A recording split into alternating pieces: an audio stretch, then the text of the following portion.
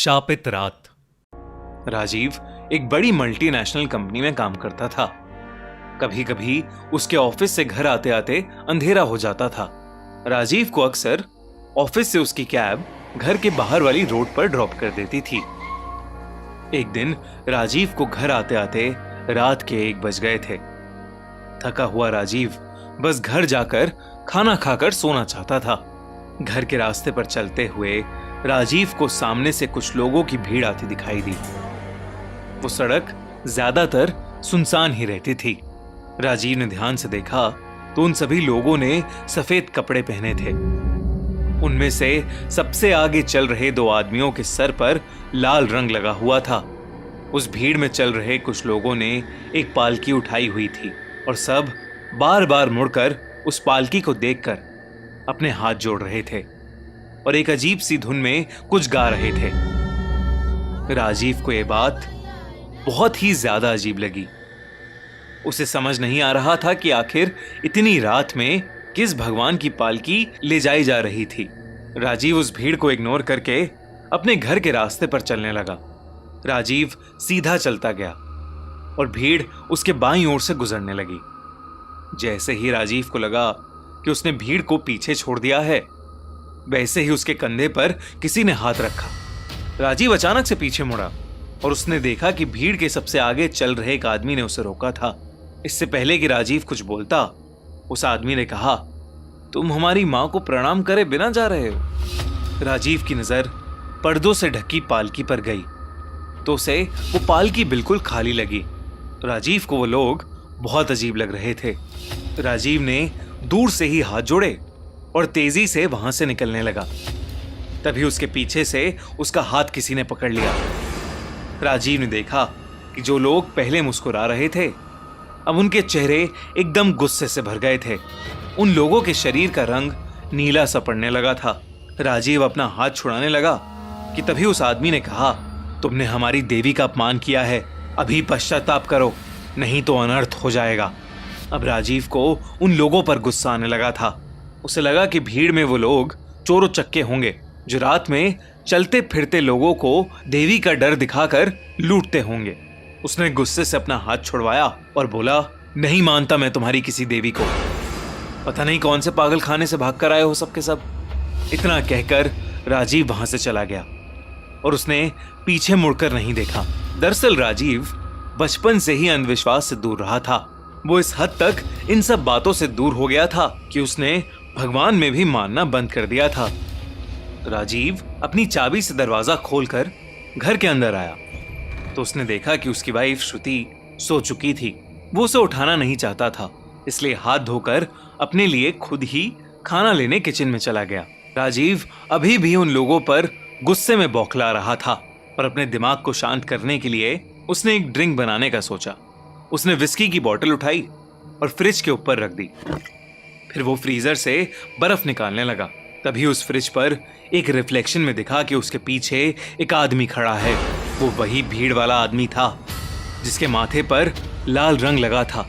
अचानक उसकी रिफ्लेक्शन देख राजीव घबरा गया। दोस्तों, हमारे नए चैनल द क्राइम शो पर आ गई है एक दिल दहला देने वाले साइबर क्राइम के फ्रॉड की कहानी।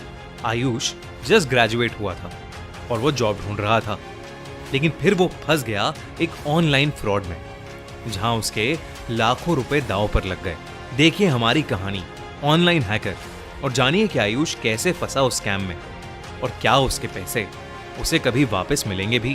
जो फ्रॉड हमने अपनी वीडियो में बताया है वो बहुत सारे लोगों के साथ हो रहा है, तो आप उसे देखना बिल्कुल भी मिस मत करना।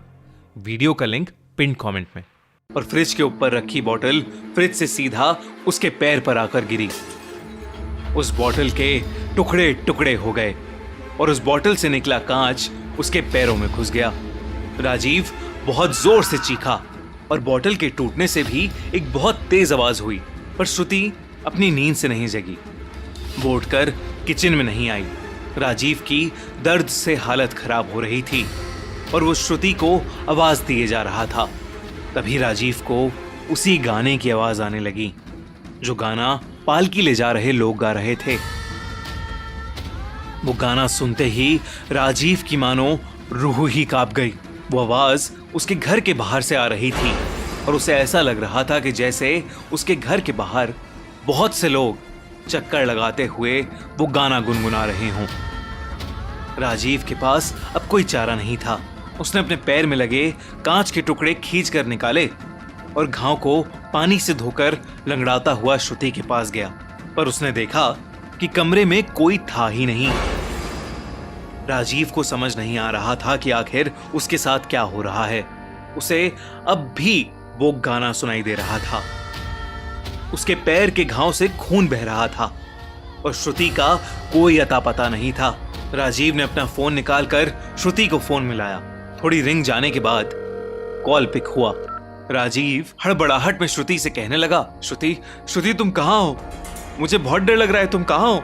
पर तभी राजीव ने कुछ ऐसा सुना जिससे उसका दिल दहल गया। सामने से राजीव को उसी आदमी की आवाज आई जो उसे उस भीड़ में मिला था और जो राजीव को देवी के नाम से डरा रहा था। उसने कहा, अब भी समय है राजीव, बाहर आओ और बचा लो खुद को। इतना सुनते ही राजीव ने फोन काट दिया और वो कमरे की खिड़की के पास गया। उसने खिड़की से बाहर देखा तो वहां पालकी लेकर वही भीड़ खड़ी थी और वही गाना गाए जा रही थी। राजीव की नजर इस बार जब उस पालकी पर पड़ी तो उसे अंदर एक औरत की परछाई दिखी। राजीव को कुछ समझ नहीं आ रहा था। वो सीधा अपने घर से बाहर निकला और उस पालकी के सामने माथा टेक कर माफी मांगने लगा। उसने कहा, देवी माँ मुझे माफ कर दो, मुझसे बहुत बड़ी गलती हो गई है। इतना कहकर वो फूट फूट कर रोने लगा। कुछ देर बाद उसने देखा कि उसके आसपास एक अजीब सा सन्नाटा हो गया था। उसने अपना सर जमीन से उठाया तो देखा कि वो उसी रोड पर बैठा था जहां पर उसे वो पालकी पहली बार दिखी थी।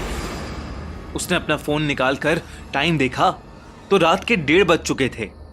राजीव के पैरों में भी कोई चोट नहीं आई थी। राजीव जल्दी से अपने घर की तरफ भागा। जब वो घर पहुंचा तो श्रुति जगी हुई सोफे पर बैठकर टीवी देख रही थी। राजीव को कुछ समझ नहीं आ रहा था, लेकिन फिर भी श्रुति को देख उसकी जान में जान आई।